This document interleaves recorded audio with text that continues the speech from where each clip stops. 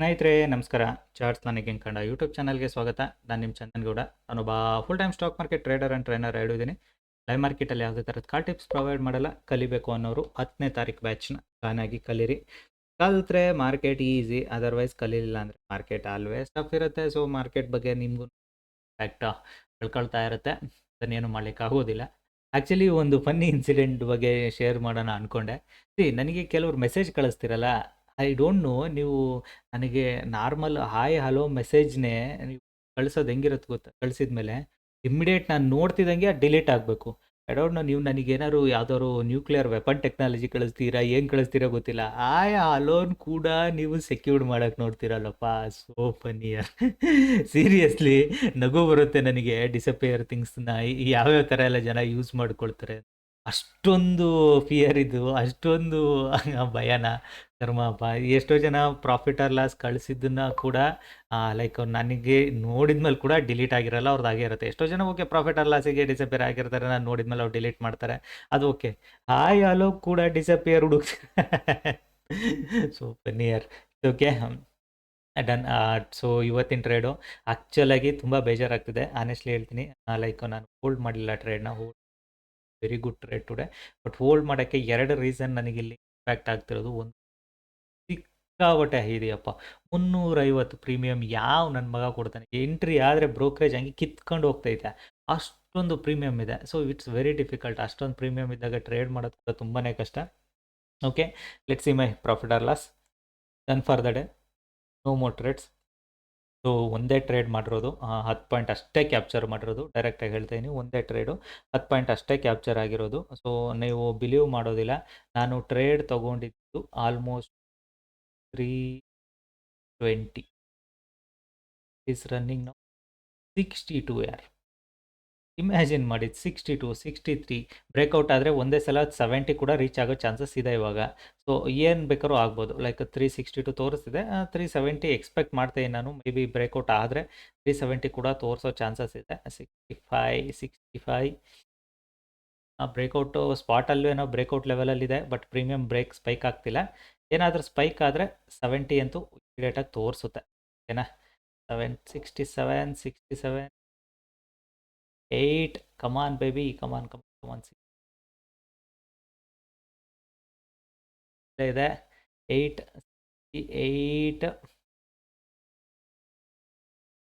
68 almost 8ಗೆ ತನಕ touch ಆಗಿದೆ. 68 ಕೂಡ ಸ್ಪೈಕಲ್ಲಿ ತೋರಿಸಿದೆ ಮಾರ್ಕೆಟು. ಏನೂ ಮಾಡೋಕ್ಕಾಗಲ್ಲ. ಲೈಕ್ ಅಲ್ಲಿಗೆ ನಮ್ಮ ನಸೀಬಲ್ಲಿ ಇಲ್ಲ 50 ಪಾಯಿಂಟು. ನಮ್ಮ ನಸೀಬಲ್ಲಿ 50 ಪಾಯಿಂಟ್ ಇದ್ದಿದ್ರೆ ಇವತ್ತು ನಾವು ಅಟ್ಲೀಸ್ಟ್ ಒಂದು 25 ಪಾಯಿಂಟಾದ್ರು ಹಿಡಿಬೋದಿತ್ತು. ಬಟ್ ನನಗೆ ಪ್ರೀಮಿಯಮ್ ಹೈ ಇದ್ದ ಕಾರಣ ನಾನು ಮಾರ್ಕೆಟ್ ಪ್ರಾಬಬ್ಲಿ ಇನ್ನೊಂದು ಸ್ವಲ್ಪ ಡೌನಿಗೆ ಸಿಗುತ್ತೆ ಅಂತ ವೆಯ್ಟ್ ಮಾಡಿದೆ, ಬರಲಿಲ್ಲ. ಸೊ ಏನೂ ಮಾಡೋಕ್ಕಾಗಲ್ಲ. Some time this happens. Come 69.95 869 560 ಎಷ್ಟು ವಾಲಟೈಲ್ ಆಗ್ತಿದೆ ನೋಡಿ ಪ್ರೀಮಿಯಮ್ಮು. ಅದನ್ನೇ ಹೇಳಿದ್ದು, 69.95 ತನಕ ಹೋಗಿ ಬಂದಿದೆ. ಸೊ ನಾನು ನಿಮ್ಗೆ ಇವಾಗ ವಿಡಿಯೋ ಮಾಡ್ಬೇಕಾದ್ರೆ ಹೇಳ್ತಾ ಇದ್ದೀನಿ, this is what happens in ಬ್ರೇಕ್ಔಟ್ಸಲ್ಲಿ. ಈ ಥರ ವಾಲಟಲಿಟಿ ನೋಡ್ಲಿಕ್ಕೆ ವೆರಿ ಫಾಸ್ಟ್ ಮೂಮೆಂಟ್ ಹೋಗುತ್ತೆ, ವೆರಿ ಫಾಸ್ಟ್ ರಿವರ್ಸ್ ಕೂಡ ಬರುತ್ತೆ. ಸೊ ನೋಡಿ, 69 ಹೋಗಿ 61 ತೋರಿಸಿ 63 65 ಎಷ್ಟು ಫಾಸ್ಟ್ ಪ್ರೀಮಿಯಮ್ ಮೂವ್ ಆಗ್ತಿದೆ ಬ್ರೇಕ್ಔಟ್ಸ್ ಲೆವೆಲ್. ಸೊ ಇದು ಥಿಂಗ್ಸ್ ಇದ್ದಿದ್ದೇನೆ ಅದು, ಓಕೆನಾ? ಲೆಟ್ಸ್ ಸಿ, ಅದನ್ನು ಬಿಟ್ಬಿಡಿ.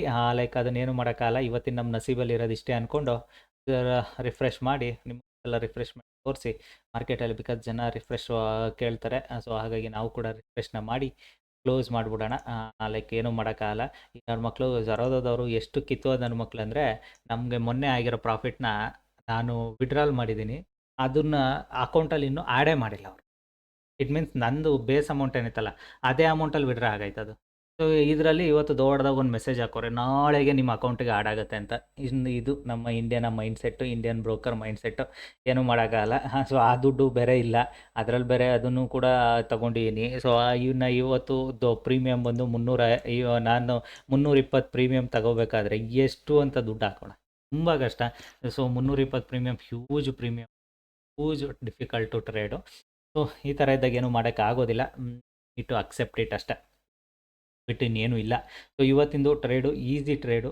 ನಾನು ಎಕ್ಸಾಕ್ಟಾಗಿ 320ಯಲ್ಲಿ ಹೋಲ್ಡ್ ಮಾಡಿದರೆ ಇಲ್ಲಿಗೆ ಬರೋ ಅಷ್ಟರಲ್ಲಿ 360, ಆಲ್ಮೋಸ್ಟು ಒಂದು 40 ಪಾಯಿಂಟಲ್ಲಿ ನಾವು 20 ಪಾಯಿಂಟ್ ಆದ್ರೂ ಹಿಡಿಬೋದಿತ್ತು, ಇಲ್ಲ ಅಂತ ಹೇಳೋದಿಲ್ಲ. ನಾನು 10 ಪಾಯಿಂಟ್‌ಗೆ ಯಾಕೆ ಎಕ್ಸಿಟ್ ಆದೆ, ನೀವು ಅದನ್ನು ಅರ್ಥ ಮಾಡ್ಕೊಳ್ಳಿ. ಸ್ಟೂಡೆಂಟ್ಸ್‌ಗೆ ಏನು ಹೇಳಿದೆ ಅದನ್ನ ಅರ್ಥ. ಅಲ್ಲಿ ನಾನು 10 ಪಾಯಿಂಟ್‌ಗೆ ಎಕ್ಸಿಟ್ ಆದೆ. ನನ್ನ ಎಕ್ಸ್‌ಪೆಕ್ಟೇಷನ್ ಕಮ್ ಬ್ಯಾಕ್ ಟು 23, ಇನ್ನೊಂದು ಟ್ರೇಡ್ ಮಾಡೋಣ ಅಂತ ಐತೆ. ಓಕೆನಾ? ಅಷ್ಟೇ, ಇನ್ನೇನೂ ಇಲ್ಲ. ಎಕ್ಸ್ಟ್ರಾ ಮೈಂಡ್‌ಸೆಟ್ ಏನೂ ಇಲ್ಲ. ಏನಾದರೂ 23% ತನಕ ಬಂದ್ಬಿಟ್ರೆ ಈ ಒಂದು ಈಸಿ ಟ್ರೇಡ್ ಸಿಗುತ್ತೆ. ಇಲ್ಲಿಂದ ಇನ್ನೊಂದು 10 ಪಾಯಿಂಟ್ ಕ್ಯಾಪ್ಚರ್ ಮಾಡೋಣ ಅಂತ. ಬರಲೇ ಇಲ್ಲ.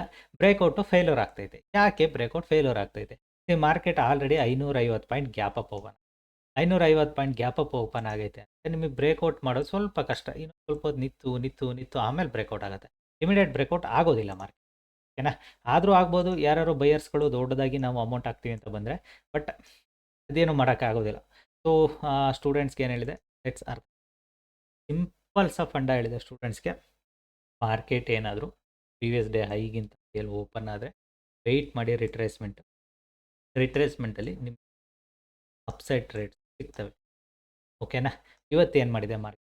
ಚಾರ್ಟ್ ರಿಪೀಟ್ಸ್ ಆಗ್ತಲೇ ಇರುತ್ತೆ ಅನ್ನೋದಕ್ಕೆ ನಿಮಗೆ ಒಂದು ಬೆಸ್ಟ್ ಎಕ್ಸಾಂಪಲು. ಚಾರ್ಟ್ ಏನಕ್ಕೆ ರಿಪೀಟ್ ಆಗ್ತಿರುತ್ತೆ ಅಂತ ಇಲ್ಲಿ ನೋಡಿ. ದ ಸೇಮ್ ಟೈಪ್ ಚಾರ್ಟು ಉಲ್ಟಾ ಆಗಿದೆ ಅಷ್ಟೇ. ಸೇಮ್ ಟೈಪ್ ಚಾರ್ಟು ರಿಟ್ರೇಸ್ಮೆಂಟ್ಗಳನ್ನ ಚಂದದ ರಿಟ್ರೇಸ್ಮೆಂಟ್ಗಳನ್ನ ಕೊಟ್ಟಿತ್ತು. ಇವತ್ತೇನಾಗಿದೆ, ಸೇಮ್ ಟೈಪ್ ಚಾರ್ಟು ಉಲ್ಟಾ ಓಡ್ತಿದೆ.